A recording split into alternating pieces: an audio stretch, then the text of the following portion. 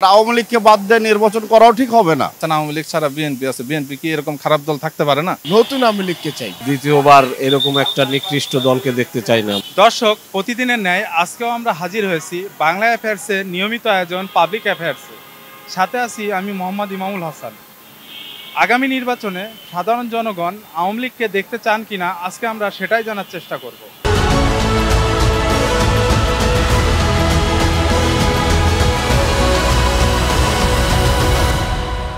বৃহত্তর একটা দল, তারা ছাড়া নির্বাচন ভালো গ্রহণযোগ্য হবে না, তাহলে সাবেক আওয়ামী লীগের মতন হয়ে যাবে। তারা বৃহত্তর একটা শক্তিশালী দল এই দেশের, তারা নির্বাচনে তাদের দেওয়া উচিত। যা অন্যায় হয়েছে তার এটা ক্ষমা দৃষ্টিকে দেখে নির্বাচনে আসা, তার না ছাড়া তো নির্বাচন গ্রহণযোগ্য হবে না। তার দলের লোকেরা ওনার সাথে অনেক খারাপ করছে, দেশের মানুষের সাথে খারাপ করছে।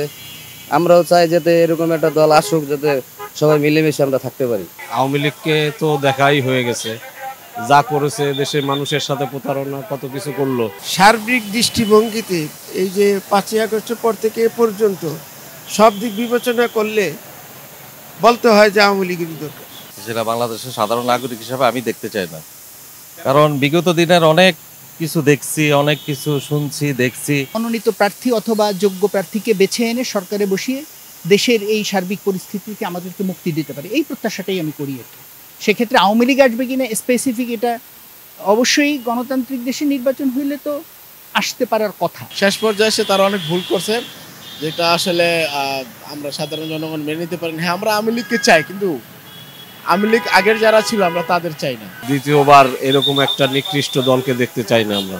আওয়ামী লীগ ছাড়া বিএনপি আছে, বিএনপি কি এরকম খারাপ দল থাকতে পারে না? জামাতে থাকতে পারে না? তার শাস্তির ব্যবস্থা হোক, যাতে কোনো দলে এরকম খারাপ না থাকে। বিভিন্ন দিক থেকে বিবেচনা করতে গেলে আওয়ামী লীগের প্রয়োজন আছে আগামী দিনে। আর আওয়ামী লীগ নির্বাচনে আসুক, এটা আমরা চাই, জনগণে বিচার করবে ভালো মন্দ। না ভাই, এটা ইম্পসিবল, এটা অসম্ভব। কারণ এই কারণে অসম্ভব ভাই, মানুষের যে ক্ষতি হয়েছে, ঠিক আছে, যে আয়নাঘর শুনতে, এগুলো তো আগে শুনতাম না আমরা, ঠিক আছে। যে আয়নাঘর শুনছি 2025 সালে, ঠিক আছে।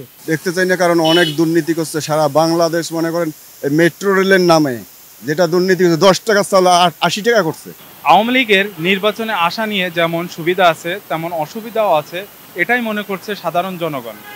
এই ধরনের ভিন্নধর্মী মতামত শুনতে ও জানতে চোখ রাখুন আমাদের পাবলিক অ্যাফেয়ার্সে।